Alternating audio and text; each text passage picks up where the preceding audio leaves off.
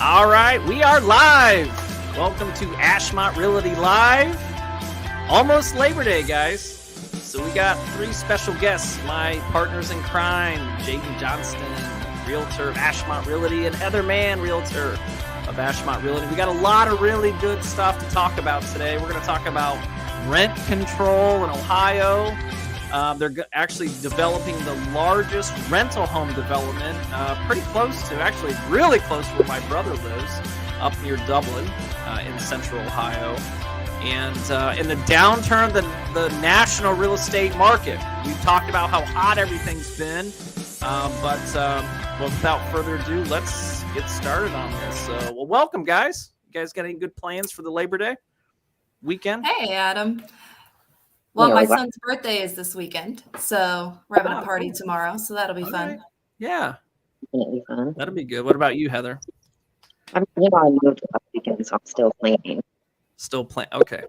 Well, I'm going to be doing some glamping starting tonight. So, but we're going to the football game tonight, and then my son has a birthday party, so it'll be a lot of running around. It'll be basically sleeping in a camper. So, and then Ohio State starts. The Ohio State college football kicked off in full gear. So, well, let's go ahead. Let's go ahead and dive into it.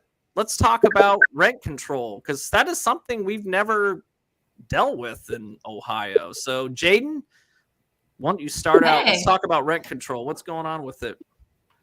Yeah, so I came across a podcast. It's called the Real View Podcast for Columbus, and they kind of touched base on this rent control, rent stabilization, whichever you want to call it, and the new housing bill that passed in June. So I thought I would kind of touch a little bit on that. And I think we know what rent control is, but for our listeners that may not quite know what that is exactly, I thought I'd kind of go into that. Yeah, do it. Yeah, because that's not something that we've ever dealt with in Ohio at all. So, and I bet a lot of realtors don't know what rent control is. So, yeah, go ahead. I mean, I kind of knew what it was broadly, but I didn't understand the scope of it. So, yeah, educate us. Yes. So it's pretty much a broad term for legislation that limits the rental rates in a city or state. And what that does is it gives the legislation power to either set a maximum amount of rent that they can charge, or they can set a percentage that they can raise it each year. And what they'll do is they'll get together every year and kind of evaluate those based on, what's going on and things, and just do it year to year. And it's really a way for cities to regulate the housing market.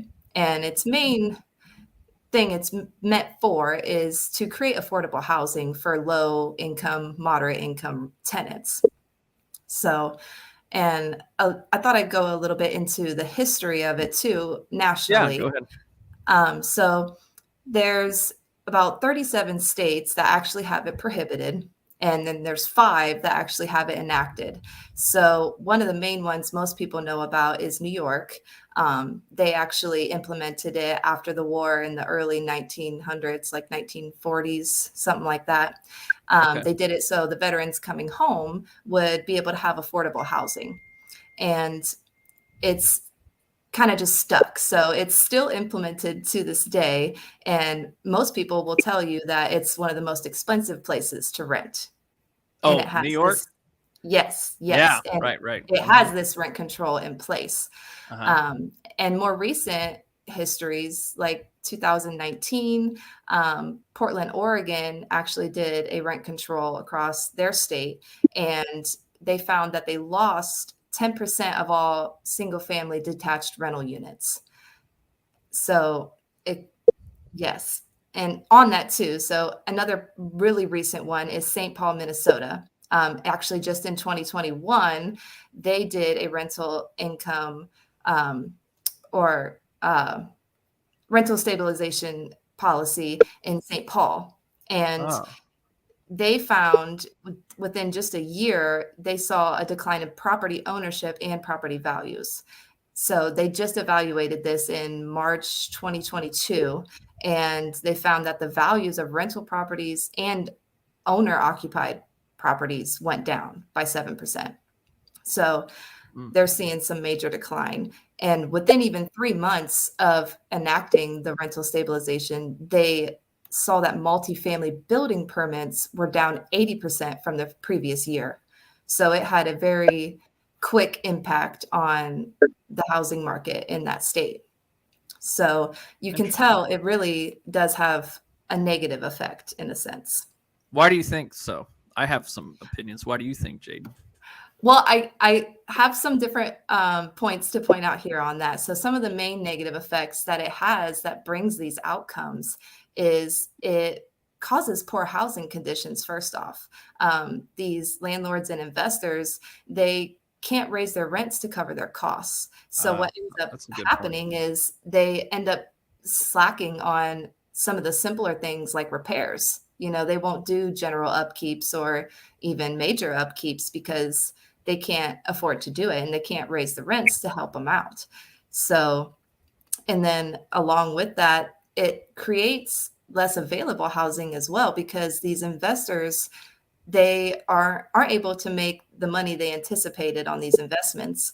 And the result is they end up not making repairs, and then they also will end up converting these rental units into condos. So that way they can try and make some of their money back and kind of get out of the rental stabilization and rent control. Because condos, they don't fall into that. So they don't have to abide by that. Or they'll end up just selling the investment altogether because they don't want to deal with the restrictions. I think any time the government tries to, I think the concept makes sense. Like, hey, let's make sure we have affordable housing. But I think one thing like that it's taken out of it is just like capitalism. Meaning like if you allow capitalism to like just do its thing. So for example, if Jaiden had a complex that she was charging $2,000 a month and it was a crap hole, she didn't take care of it, guess what? People wouldn't go rent your place. They would go somewhere else. There's a point in time, like, no different than like listings or rentals. Like if you overprice it, then people just won't go there. And then you kind of shoot yourself, like the market will dictate it. And I think more and more the government tries to step in to like, not to get political, but like more and more they try to come up with, we're helping or we're trying like that. It makes sense kind of like, and that's how most people look at it is, they're like, oh, rent control, they, stick it to them because they make money. They got enough money, we need to keep it cheap so we can afford it. And they don't realize what ends up happening with that. Like the repairs alone, you see that all the time, where either they're not making enough money or they're just negligent, but, their repairs aren't being done. Mm-hmm. Yeah. Well, they can't raise rent to offset it. And they don't care. Right. It's like, listen, and why is values down? Because we saw this a lot, like investors that would buy properties and rent them out. And we got to a point where like the purchase prices of homes exceeded what the rental rates were. So a lot of investors were like, I can't buy these houses because I can't get the amount of rent for them. So I'm not, but in this case, it was the opposite, meaning they had these properties in St. Paul, and then they said, well, you can't charge more than $2,000 a month in rent. So investors who go on, they look at ROI or cap rate or something. They'll say, well, listen, if I can only get $2,000 per unit, then this property is now worth $200,000 instead of $350 because that's all I can get for rent, and that drives home prices down. And not only that, it sounds like a huge pain in the butt. Yeah. That was actually my next point is that, it de-incentivizes new rental development because for that reason alone, the risk doesn't make sense for the money they're trying to make on their investment. In St. Paul, they saw 80% less building permits for multifamily. Yes. Multifamily building permits were down 80% from the year before. They don't want to deal with it. And I don't blame them if you're restricted and your hands are tied to try to build a development. Because what happens is this, like in Columbus, there's so many like new construction. You can't drive in Columbus without seeing a new apartment. And everyone will say, geez, Adam, like, where in the hell is everyone coming from? Who's renting these apartments? All of them aren't full, but new developments come, and that's the new cool, sexy thing. So people come and move to that new development. But what happens to the old 20-year-old development? It's like dated and the crappy pool and stuff like that. Well, what they do is they know they can't compete against the new, sexier ones. So then they drive their prices down, rental rate, the rental prices, which then that makes it more affordable. So but if you force the sexy, expensive places down, they won't even build in the first place because they can't make enough money to cover it. And I think the market just shakes out at the end. It's not nice. I don't think capitalism's nice. I don't think the market's friendly. It destroys people. And if you're not smart, or you're not working hard, you will get destroyed. But that's just kind of how nature works. It just let the more stronger things survive, and the weak will just have to disappear instead of trying to prop it up all the time. So, Heather, we're just like totally steamrolling you. Do you have any thoughts about any of this? No, you're fine. I'm agreeing with everything you're saying. Right, it interrupted. Okay. All right, I love it. It's important that, to note that affordable housing, especially in Columbus and Central Ohio, is going. Like, rent is up. Rent is major 30%. Yes. Yeah, for sure. Everyone's rent went up for sure. And so it's harder for people to find places to live. There's people with children, single moms, this, that, and the third. They don't have anywhere to go. They can't afford $1,600 a month in rent. Mm-hmm. No, you're right. Yeah, you just have to, you have to move to different places, and it's not nice. When I think everyone will agree, like, that sucks for everybody. It sucks, but that's just how the market is. It'll dictate it. And if maybe you used to be able to afford the really nice apartments, but now you can't, so you have to go to the older ones or whatever. So, and it's capitalist type mentality. So, they tried to push this into Ohio, right, Jaiden? But they did. They did. Yeah, I know there was a lot of lobbyists with the OAR that spoke at Congress that said, "Oh no, we don't want this," and they were explaining why. So is it going to come? Is it coming, or they squashed it? No, they squashed it. Senator McCauley was actually on that podcast that I listened to, and was talking about the housing bill that he quickly came up with to implement in there to avoid that exactly. So it's Housing Bill 430. And what it pretty much does is states that no local government or legislature can implement any type of rent control. And they made it so it's all across the state. So it's not specific cities or anything like that. It's the whole state of Ohio. No government can do this. But what it does allow them to do is they can do voluntary incentives for it. So if they, I think he said that Columbus actually has this going on, where it's a voluntary program. And if you have, I think it was 25% of your units that are low income, they will give you a tax credit for it, pretty much. I like that. So, and that was he was explaining that on the podcast, that's the better route to go, is make it a voluntary program, so that way people have a choice in the matter. And if it makes right for their investment, then they can do that. Yeah. Yeah. So, I think more choice is always better. Yeah. Okay. Yeah. And if it passed, when were they going to implement that? Like in 2022? Or no, they said it would be 90 days. So it passed in June. Yeah. So we're already at it was June. So we're 60 days ish, or no, it was mid-June. So we're getting close to that point. Okay. Yeah. Okay. So definitely not happening in Ohio. No, not at all. Yeah. And I'm guessing, did you have the list of the states that do it now? Obviously California. Yeah.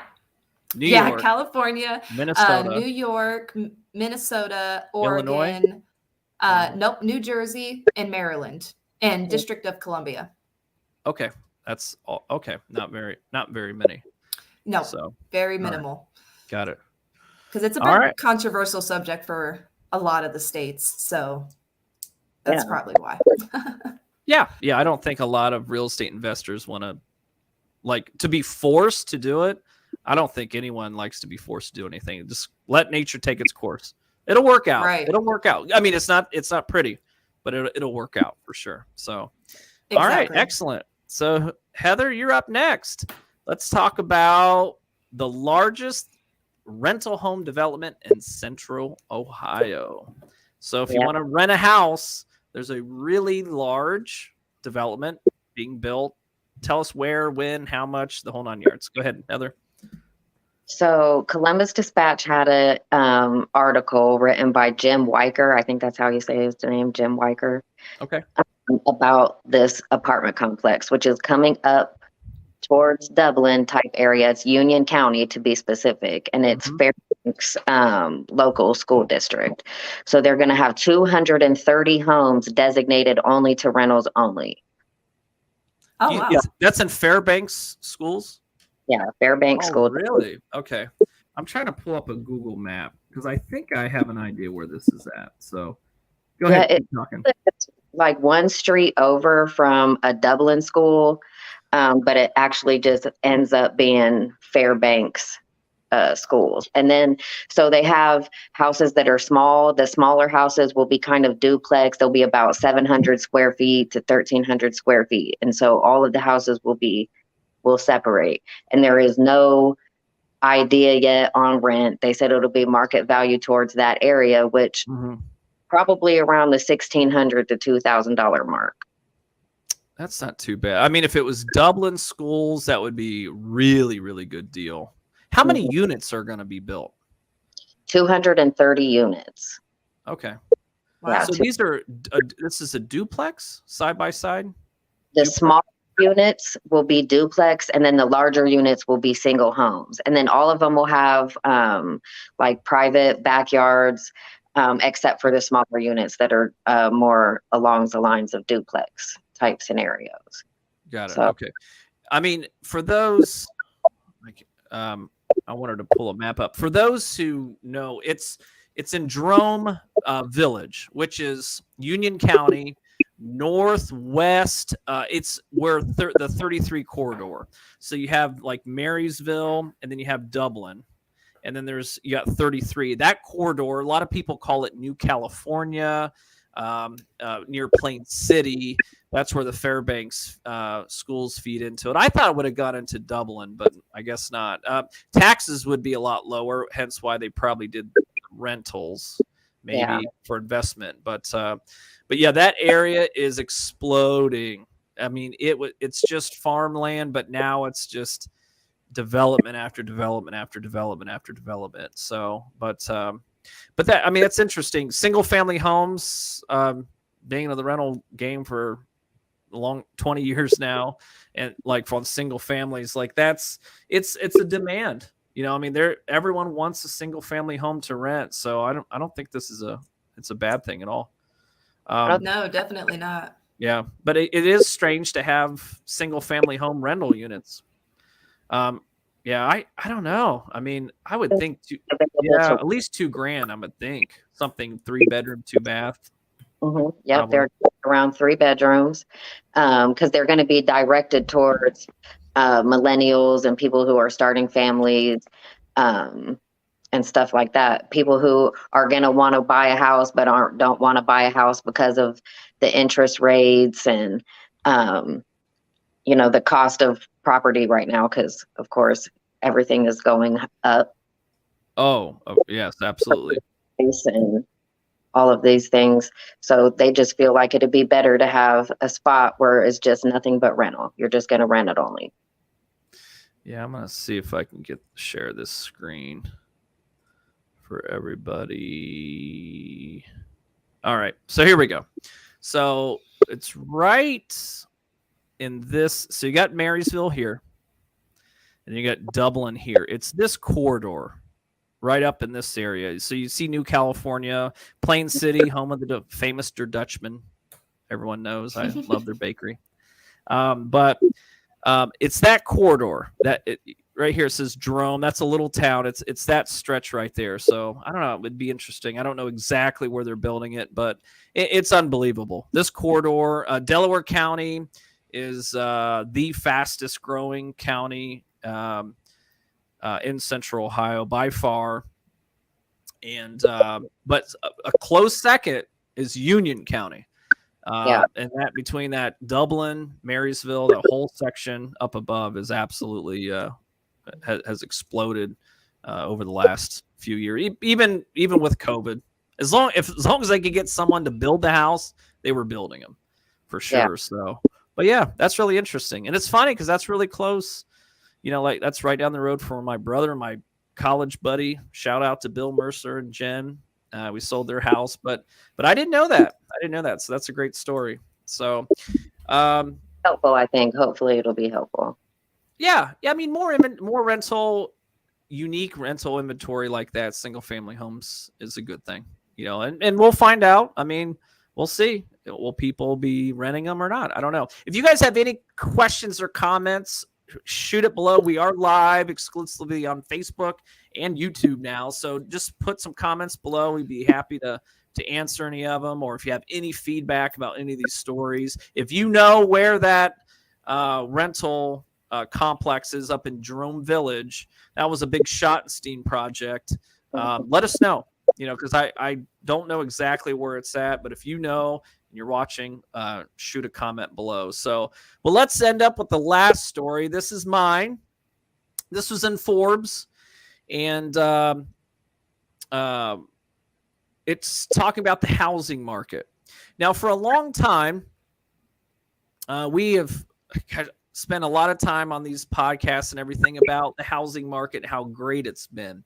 And I was talking to one of our agents, Nikita, which everyone knows on the panel. She said, "Hey, August numbers are out," and they were posting stuff on social media. And I was like, "Oh, let me see what August numbers were." So this is real time data. And I looked, and I was like, and I did a TikTok on it, and I don't usually push TikTok too much on everybody, but this is startling how fast things changed. But I'm going to try to make it super simple. And if you go to my Facebook page, you can watch it, but it's pretty. I try to keep it basic. But we had more listings August of 2022 than we did August of 2021, by just a little bit, but just a little bit more. So we had more listings this August 2022 compared to August of 2021. So keep that in mind. However, we only sold 1,000. We sold 1,000 less homes though, with more listings in August of 2022 than 21.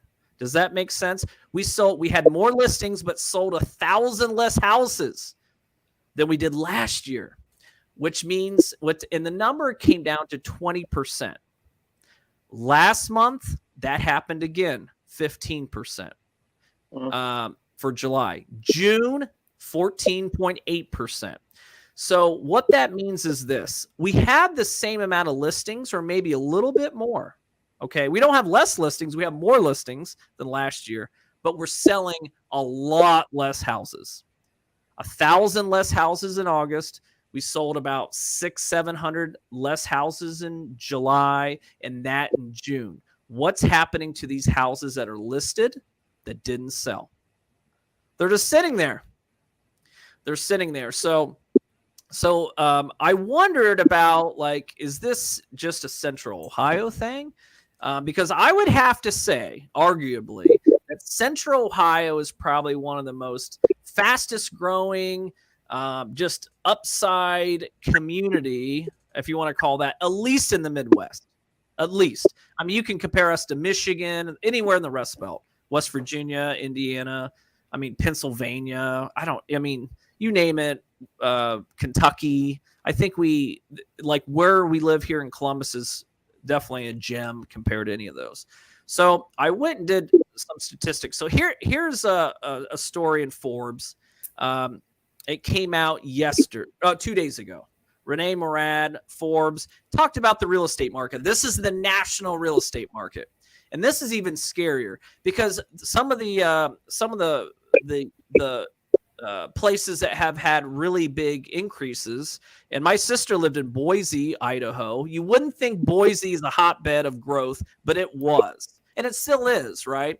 But here's some of this. So this is Forbes, and they stated that the national home prices are still expected to increase 4.3% between now and next year. Okay. The rule of thumb in real estate, guys, is the increase year over year appreciation of real estate. Any idea, ladies, what you think that number is? What home values increase year over year? What it should be in a healthy market? Probably What percent? I probably should definitely. Sure. Okay, it's about 3%. 3%.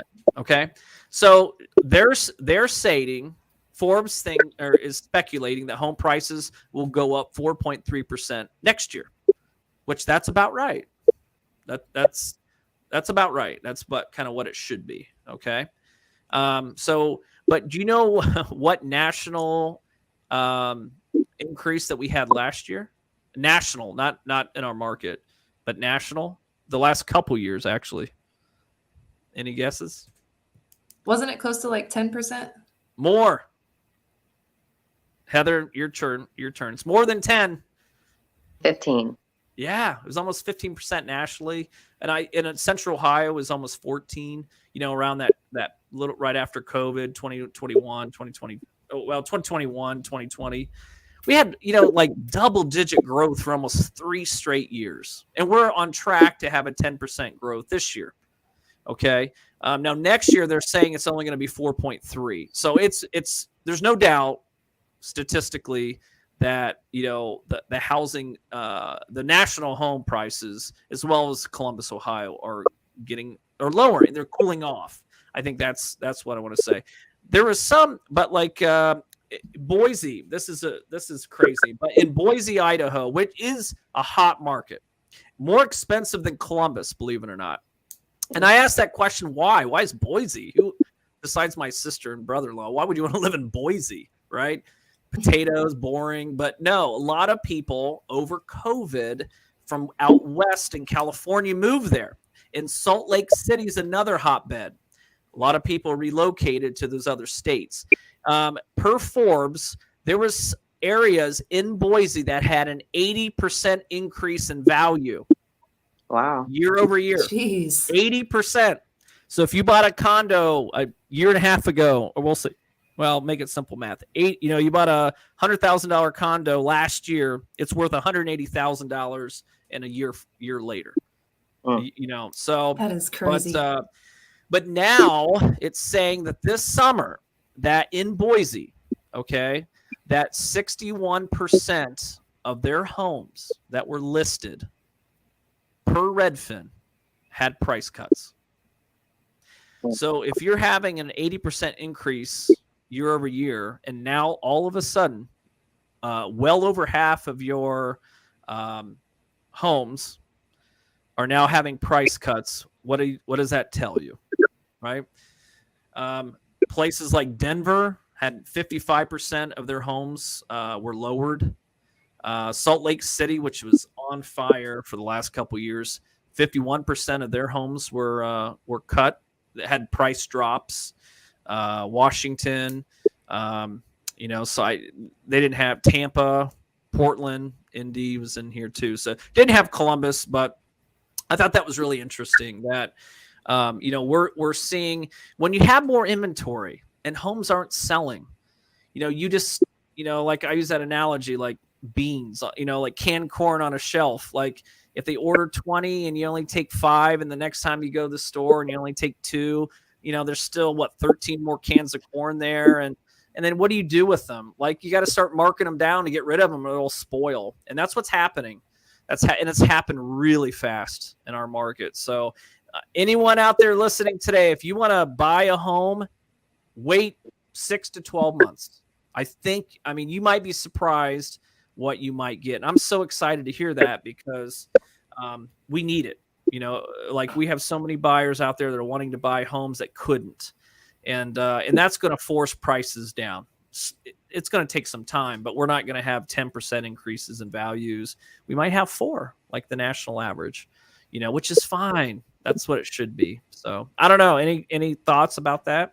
You guys, do you think Forbes is full of it, or what do you guys think? No, I think they're right. Yeah.